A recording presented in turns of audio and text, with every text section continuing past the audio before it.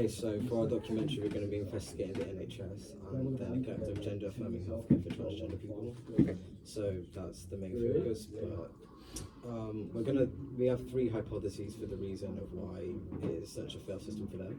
Okay. So first of all, we have political bias. Yeah. Second of all, we have an overall neglect of mental health services. And third, we have that the NHS is understaffed and underfunded.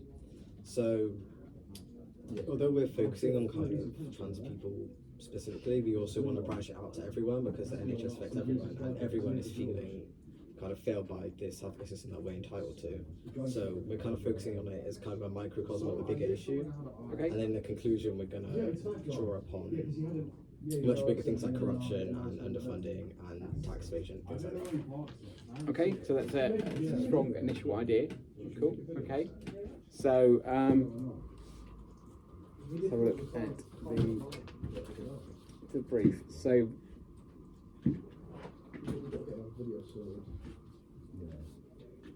in terms of meeting the brief, professionalism and things, what have you got any mechanisms in place that are going to ensure that the production meets professional ethical standards?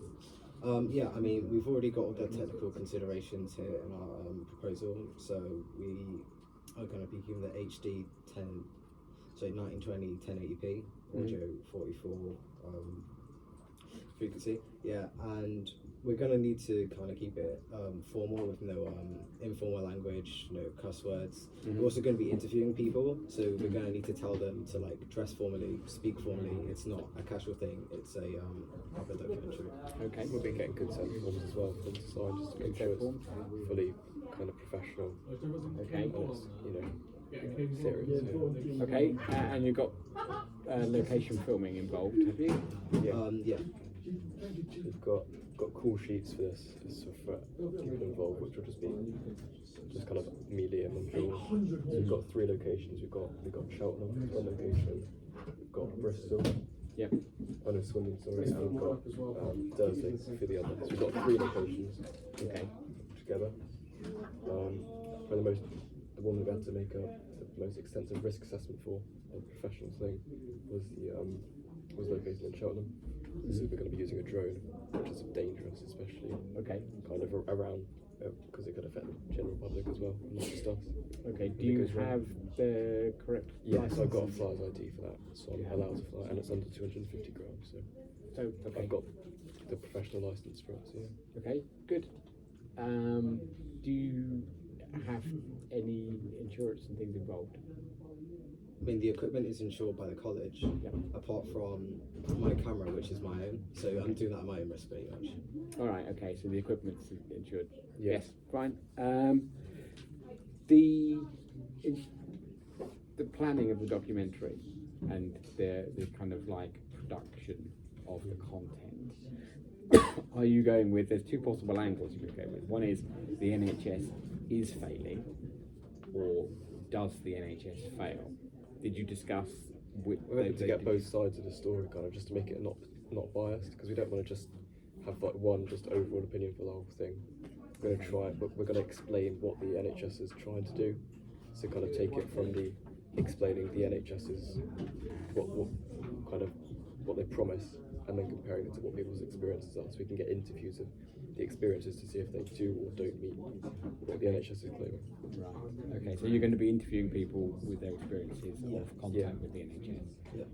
It should be their opinion, so it can't be biased really. Just Okay. Will you be getting access to any personal data or health informational data about people?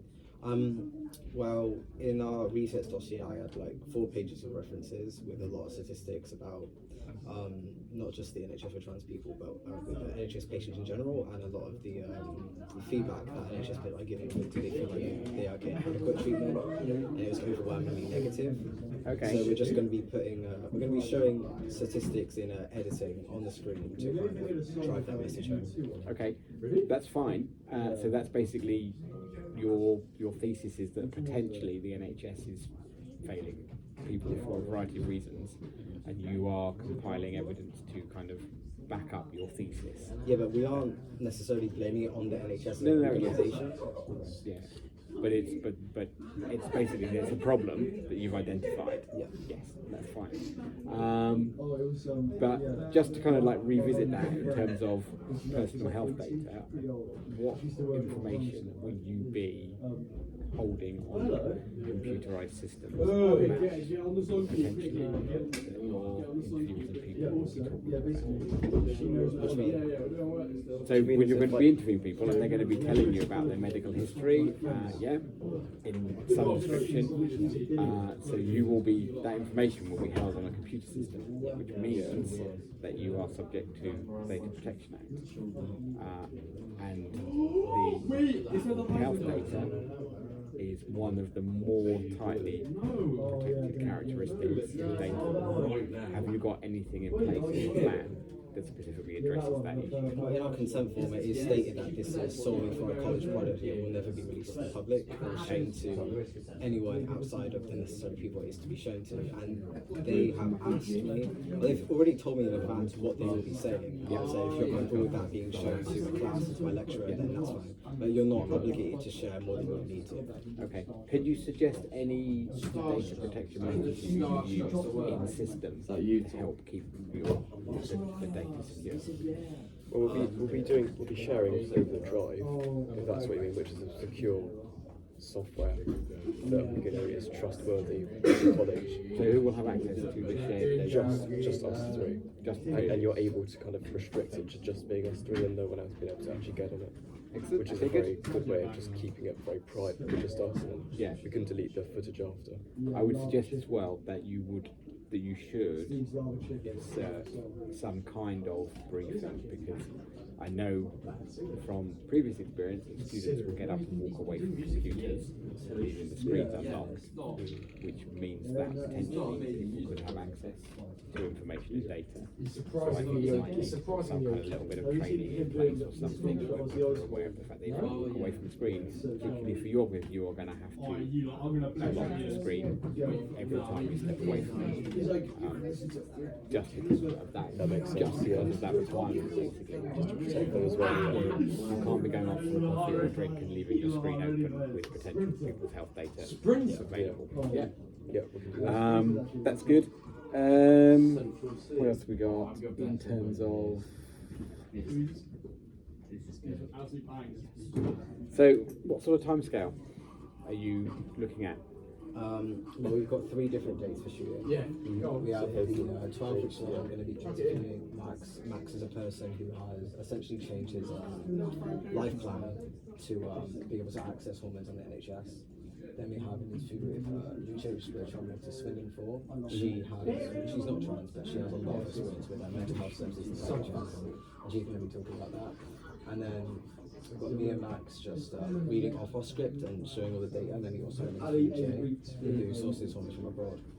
So those are the 3 different times. It's in about a week scale, and if they are at any time like unable to come on that day, we can always do it at a later date because we have a lot of free time. We think we could also, if things get too bad, we could just set up like a Zoom call and just record that to go on the interview, which means that say they cancel or aren't able to do it, we're able to still get the same content, just maybe lit slightly worse, maybe not as great cinematography. Storytelling, but not necessarily a message. Cool. Okay. Have you got the transport to and from sorted out, organised? Yeah, so the reason we picked Cheltenham was just because George lives in Camden and Stroud, so it's on the same train line, so we can easily get to Cheltenham. Also, Liam lives in Cheltenham already, so it's just that's a really easy place for us all to get to for that shoot. Really. Okay, fantastic. And once you've got your information, you've got the shoots, what sort of timescale are you looking to be getting the information edited and a rough cut for your doc code? I think it'll be done really quickly, that edit, to be fair, because it can kind of just be added as it gets done. It can just be added to the drive, and then after we've done that final thing, maybe only a day or 2 will be definitely done before the deadline. Okay. Which is just the day of day college day. So you'll have a rough cut for them. Yes, if not the finished version. Yeah, with like the interviews. Okay, so you've got that. What other resources do you need to do this? Well, we've got our script for what is being said, we have a production schedule, we have a shooting script, risk acceptance, budget. And we also have a Gantt chart, but that's somewhere else. So you've got a budget. What's the budget? Show me what budget are you working to? So we've got the Canon 450D Fly, but I've already bought it. Yeah. My SD card, I've already bought it. Oh, this is the booked equipment. Yeah. And it's for trains to Bristol and Swindon. This accounts for both of us. Mm-hmm. So really the total cost is 216, but since I already have these in advance, really we're just looking at £40. Okay, cool. And your budget is that sustainable budget for this production? Well, if you book tickets for Trainline as well, they offset your carbon footprint as well. Oh, nice. So that means that our carbon footprint still will be zero, which is still. But it not only makes our train ticket cheaper if you get it through Trainline, but we hit that. Yeah. But the budget is affordable for everyone. Yes. Brilliant. Okay. Who do you think the potential audience? It's really intended for non-trans people, specifically people who might be have right-wing leaning views. Because I feel like it is quite easy for people to use minorities as political scapegoats that distracts them from a bigger issue. And the NHS is definitely something that affects a lot of people. So I think it's important to shift people's focus from a group of people who are really just trying to survive to see that they are actually really on your side and they are fighting for the same healthcare that you are, as it is their human right. Okay. Are there any particular devices or anything you've got planned to promote that angle?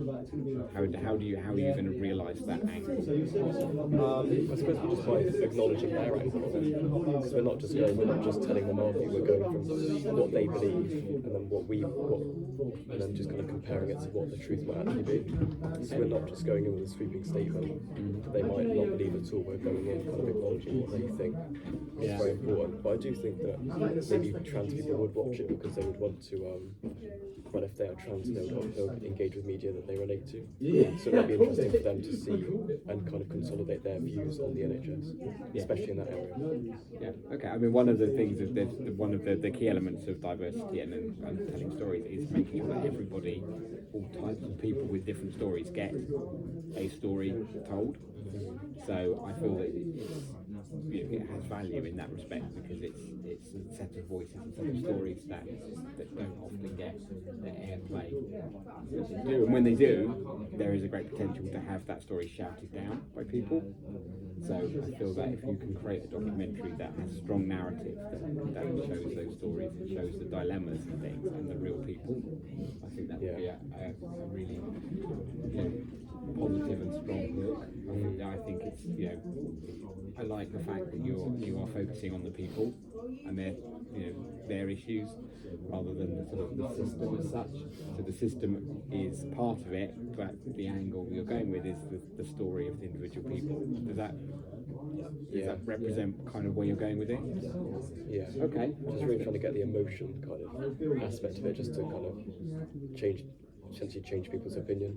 So I want to do like a balance of both playing on people's empathy, but also playing on their logic, because I mean, transgender people have been flooded with like false statistics, false narratives, and allegations. So I want to show them that. I first want to destigmatize it and show them that no, they are just human beings. And then I also want to look through the history of the issue and show that this isn't a new thing at all. Actually, the only new thing is the backlash. Right. So that's interesting because obviously you've got interviews set up with people and they're going to tell you their story and you want to present it in this way. What mechanisms or what ways have you got in place to basically fact check your story, or when you're bringing in data and things to support things? What element of fact checking are you carrying out? Well, I'm going to show my references on the screen and post so that people can look into it themselves. I've also got multiple different sources for a lot of my points. We have like a variety of different things to look at. There are NHS reports themselves. There are also investigations by trans-owned companies. There's also investigations done by human rights companies as well. Okay. Great. All right. Well, very impressive. Good planning, good evidence, and a good level of detail. Is there anything in your presentation that you feel you need to tell me about that you haven't shown on the screen yet? Particularly, I think that covers everything if you're happy. Yeah, I'm happy with it. Yeah, very happy with it. It's very well organised, and you're on top of what seems to be quite a lot of detail. So good, well done. Thank you. Okay, approved. Go make. Great.